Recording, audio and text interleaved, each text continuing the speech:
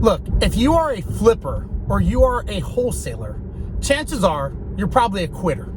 Now, before you get your panties all up in a wad, let me explain what I mean here. The reason I say that most flippers and wholesalers are quitters, and not all of them, but chances are you probably are, is because you probably had a job that you did before, whatever it was, and you quit that job because you didn't like being told what to do, you didn't like being controlled, you wanted your freedom and you wanted all this stuff, and you wanted all the money and the luxury of running around to Home Depot and doing all this stuff, so you wanted that. So you quit your job, and now you are, congratulations, flipping and wholesaling. But what you didn't realize is that now you're probably working even harder than you've ever worked before in your life, because now you are the boss. You are the one that's in charge, and you are in control of everything. And there's no one there that cares if you succeed or fail. As a matter of fact, there's more people rooting for you to fail than there are for you to succeed. And at the end of the day, when you finally flip that property after all the stress and all the headaches and all the setbacks of whatever you're doing, you finally realize that you get this check. But unfortunately, you've got other projects going because you've got crews and you've got other people. So you got to take that money and you got to roll it into another deal.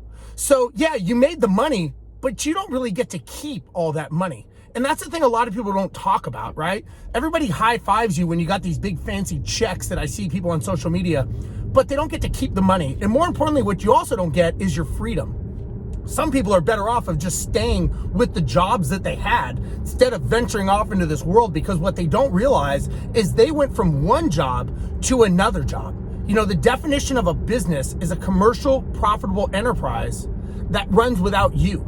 So if you can't step away from your job for a week, a month, 3 months, 6 months, you don't have a business, you have a job. And look, there's nothing wrong with having a job, but call it what it is. And sometimes it's a very low paying job when you factor in all the time away from your family, all the stress, all the headache, all the frustration, only to flip a property and go, you know what? Shit, I got to do this again. And I got to do it again, and I do it again. And now you got more competition, and you're trying to do it again. You're trying to figure out all these things of, you know, I don't know, whatever people do to try to find sellers nowadays, hanging out at the cemeteries, I don't know what you do. But the thing is look, use the money that you make from flipping and wholesaling and go buy an asset. Buy something that's going to give you a return. You know, being wealthy is not about being busy. It's not about saying that you've been working hard day and night and quote unquote grinding it out, because nobody cares, number one. But number two, it's only going to make you the most tired person. It's not going to make you the most wealthy person. And chances are that's not even why you got involved in real estate in the first place. You got away from your job. You quit your job, or you got fired, or whatever the case may be, because you didn't want to do what you were doing and you wanted the glamorous life of real estate. But what you didn't realize is you are now worse off probably as far as a time commitment, because look, you don't get to take weekends off. You don't get to take nights off. When that phone rings and it's a potential seller trying to sell their property, or it's a contractor that's having a problem with their deal, you got to answer it. But the key is when you get wealth and you start understanding that wealth is what will stay forever. Having rental properties, having income producing assets.